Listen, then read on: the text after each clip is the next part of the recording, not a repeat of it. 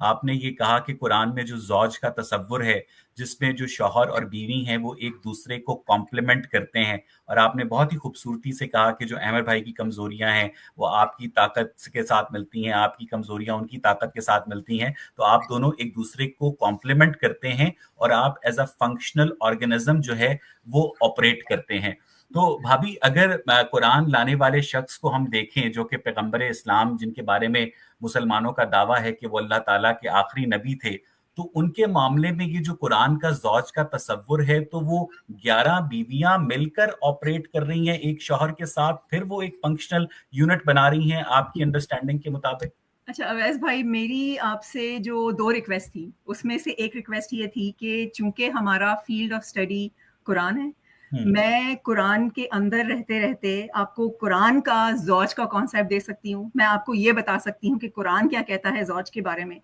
قرآن سے باہر آ کے جو ہسٹورینز جو کہتے ہیں یا مین اسٹریم مسلمس کا جو خیال ہے وہ کس طرح سے کرتے ہیں، وہ کس طرح سے سوچتے ہیں، ان کو کیا پتا ہے، میری معذرت، میں اس بارے میں بات نہیں کروں گی۔ قرآن کے حساب سے میں کوئی بات نہیں میں قرآن کے حساب سے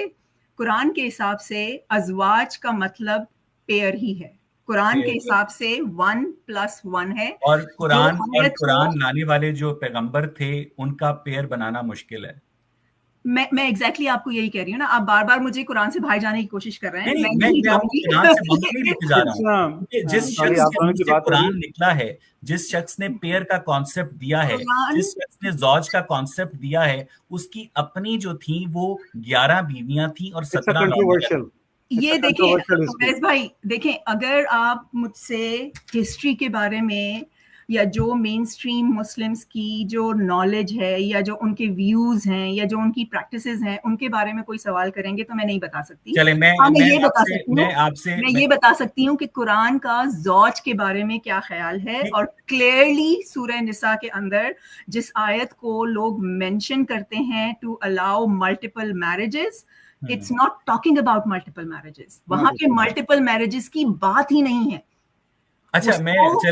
میں قرآن کے اندر رہتے ہوئے جس سورہ نساء کا آپ ذکر کر رہی ہیں بھابھی، اسی سورہ نساء کی ایک 34ویں آیت ہے جس کو بنیاد بنا کر بہت سارے جو ایکس مسلمز ہیں وہ بہت زیادہ قرآن کے اوپر تنقید کرتے ہیں، اسے ایک باربیرک ریلیجن قرار دیتے ہیں کہ اگر تمہاری بیویاں تمہارا کہا نہ مانے تو انہیں پہلے پیار سے سمجھاؤ، پھر ان کے ساتھ سونا بند کرو، اور اگر پھر بھی وہ تمہارا کہا نہ مانے تو اضربوہن، یعنی انہیں مارو۔ یہ الفاظ جو ہیں استعمال ہوئے ہیں اور اسلامی نظریاتی کونسل جو ہے اس بات کو انڈورس کرتی ہے۔ تو آپ نے اس کی کوئی سورہ نساء کی 34ویں آیت کی اس آیت کی روشنی میں کیا یہ کہا جا سکتا ہے کہ اسلام جو ہے شوہروں کو ڈومیسٹک وائلنس کے لیے ایک لائسنس دے رہا ہے؟ بالکل بھی نہیں، بالکل بھی نہیں۔ اس میں دیکھیں 2 پوائنٹ ہے اویس بھائی، ایک تو یہ کہ کوئی بھی آیت کی مس ٹرانسلیشن کا کرائیٹیریا یہ ہے